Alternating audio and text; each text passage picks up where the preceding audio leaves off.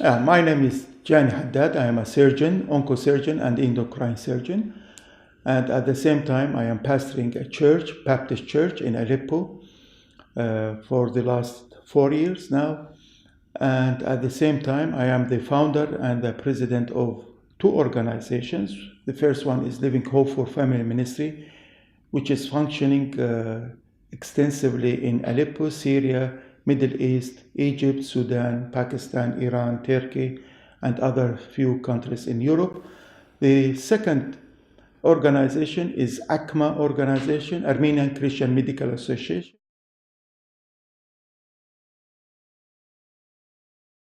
Syria was a very nice, quiet country before the war. Even your wives, kids, daughters, any girl can walk around in the middle of the night at 1 a.m. Nobody will interfere or will have any problem during their work. It was a very safe, calm country, and it was the second country all over the world with no single external debt for any other country.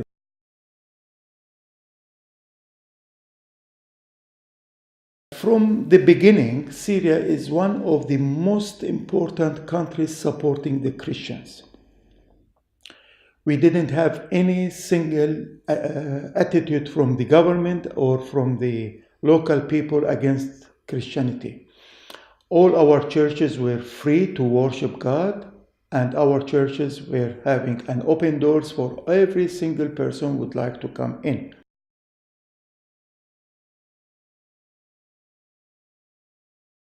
During the war, we were not being persecuted by the people inside of the country, inside of the city, inside of the area. We were being persecuted by the ISIS, by the Jabhat al-Nusra, and the Free Syrian Army.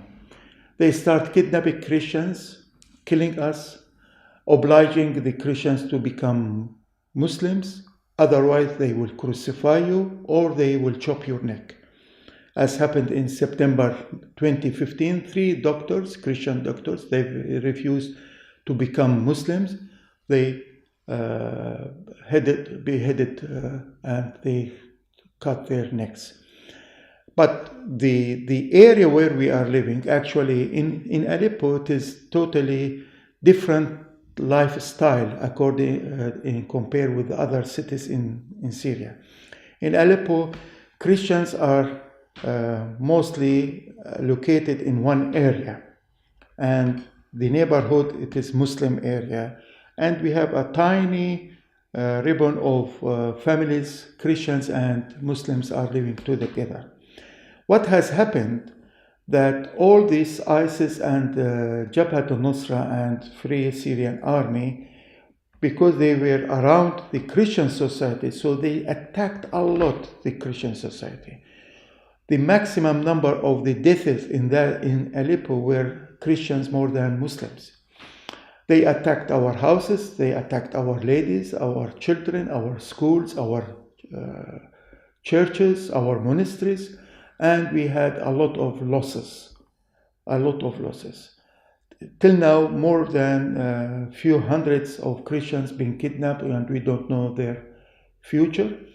Hundreds of them being killed in Aleppo of Christians, and most of these supporters of the ISIS, especially the Jabhat al-Nusra and the Free Army, Syrian Free Army, they were from Turkey.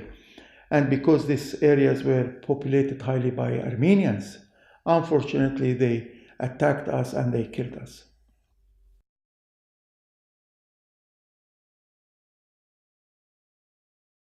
My work in Lebanon, it is only through the refugee camps. I used to go 5 days per year or 5 days twice yearly, seeing the patients, treating them, giving the gospel, teaching them the gospel, giving them social and medical seminars. In Syria, actually, our ministry, it is very, if I can say from medical point of view, it was expanded in spite of the war. The spiritual ministry inside of Aleppo expanded. Our church ministry, it is Baptist Evangelical Ministry, which has its own organization, which is affiliated to our church, the Living Hope for Family Ministries.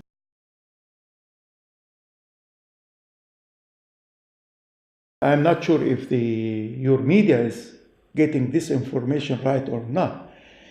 In early stages, some of the Christian refugees were settled down in the camps. But fortunately or unfortunately, we don't know which one was right. Most of the Christian refugees in these camps left the camps to their own houses. They worked hard, they rented houses, and they stayed. Because in the camp, they were really being persecuted as, you are Christian, you are kafir, you should be either a Muslim or you should be killed, and being threatened a lot. In Lebanon, no single Christian went into the camps.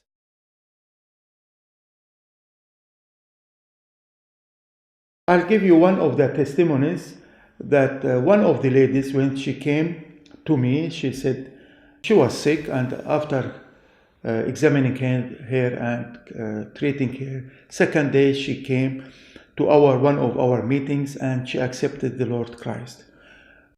To our surprise, she stood in the midst of more than 50, 60 ladies. Why you are too late to telling us about Jesus? We said, because you were not around us. So she started Bible study in her house with her simple mind.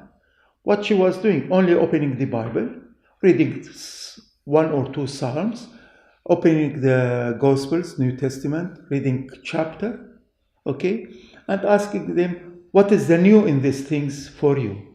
And she gained more than 12 or 13 ladies around her. Now they are doing a very official Bible study, and guided by another senior Christian in that camp who will direct them how to do the Bible study.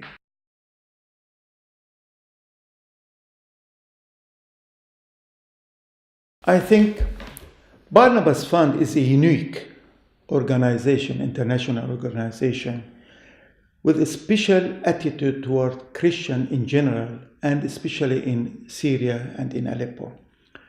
When all other organizations went out and they refused to deal with the Baptist Church in Aleppo and the Christians in Aleppo, in our understanding, to be limited to Christians and not for non-Christians as well, the only organization popped in and started supporting us with our definitions of support was Barnabas Fund.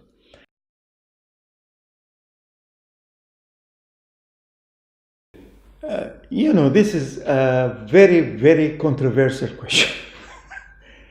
Many people surrounding, especially from Europe and America, they say that by 2025 you will find no single Christian in Syria or Middle East. Christianity being rooted in Syria and Middle East. By no means you will find no single Christian in Middle East. Still, Christianity is flourishing in Middle East.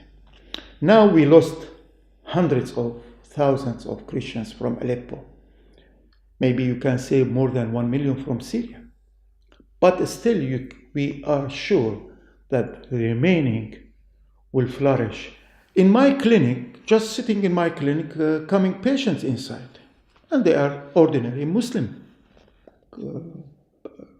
patients. At the end of the session, they will ask me, Doctor, we pledge you, please don't leave Aleppo. You are the salt of this land. Salt of this land is biblical word, isn't it? I said, from where you heard this statement? She said, it is from our life in the kitchen. We can't do any good cooking without having salt in it. And you are keeping the taste, the love, the hope of our nation.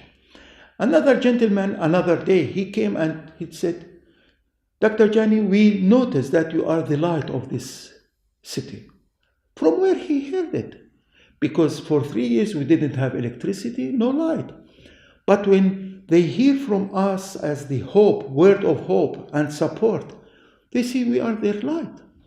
So Muslims, before reading the Bible, they are noticing what the Bible is saying about the Christianity. So when Jesus used these two terminologies, he used it from the public point of view, not from our point of view, because they should taste us. They should see us. And that's the life. So Christianity in Syria will never and ever, forever, unless God will come through Jesus Christ and rapture all the church, then that's in their life.